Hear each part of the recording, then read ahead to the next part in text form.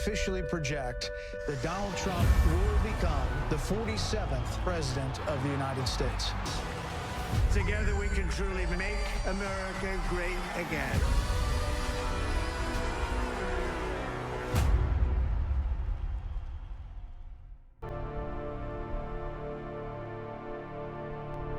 Sur la scène internationale, Donald Trump, président des États-Unis, a souvent proposé une vision ou une politique qui pourrait changer ou redéfinir l'ordre mondial traditionnel.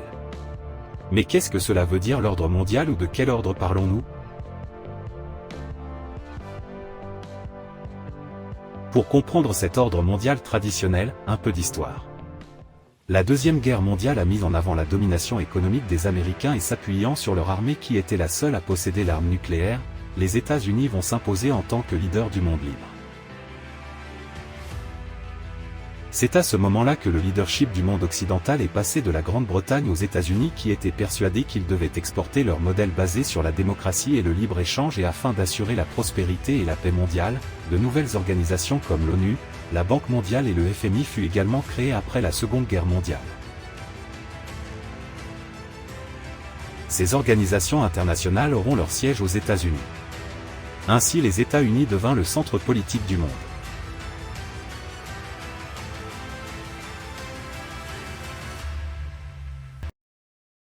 Un autre aspect est l'OTAN, créée en 1949. Selon l'article 5 de l'OTAN, l'OTAN joue un rôle important dans la sécurité de l'Europe. L'article 5 de l'OTAN stipule qu'une attaque contre un État membre de l'Alliance est une attaque contre tous. L'OTAN est donc un acteur clé dans le maintien de la stabilité internationale.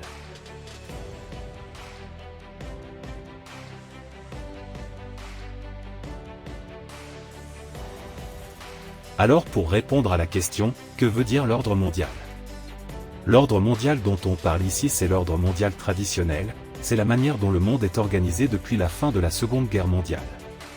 C'est ce monde mis en place par les États-Unis après la Seconde Guerre mondiale. Un monde avec un leadership américain. Ce monde est basé sur des règles que les États-Unis ont promues depuis la Seconde Guerre mondiale. À partir de 1945, il existe un cadre commun de droits, de principes, de normes et de règles dans lequel les pays européens et les États-Unis doivent s'engager les uns envers les autres. Donald Trump est le premier président américain depuis la Seconde Guerre mondiale à remettre en question la manière dont le monde est organisé depuis plusieurs décennies. Mais pourquoi Trump remet en cause cette façon de faire les choses? Premièrement, Donald Trump est un homme d'affaires.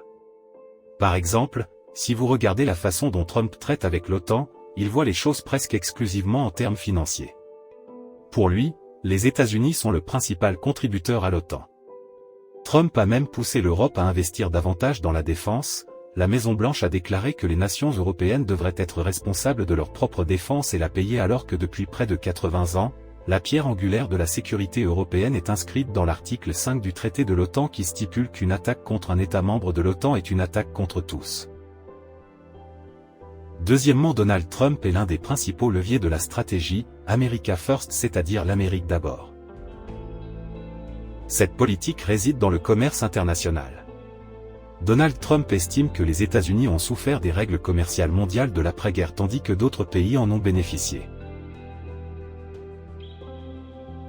Comme solution, dans le but d'encourager les entreprises à rapatrier leurs usines et leurs emplois aux États-Unis, le président Trump impose des tarifs douaniers, qui sont essentiellement des taxes à l'importation sur les produits fabriqués à l'étranger.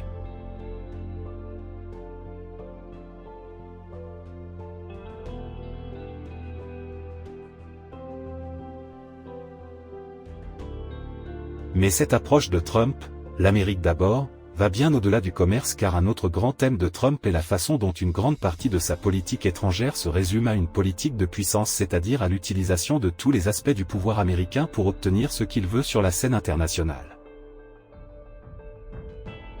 Il s'agit par exemple de menacer ses principaux partenaires commerciaux d'imposer des droits de douane pour les inciter à agir sur d'autres questions qui n'ont rien à voir avec le commerce.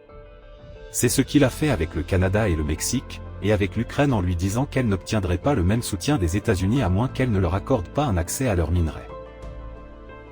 En tenant compte de tout ça, certains analystes s'accordent sur le fait que Trump a bouleversé les relations internationales des États-Unis et que les États-Unis sont en train de divorcer, en particulier avec leurs alliés occidentaux de longue date. Quant à ces derniers s'efforcent de trouver comment s'adapter à un monde où ils ne peuvent plus compter sur les États-Unis de la même manière.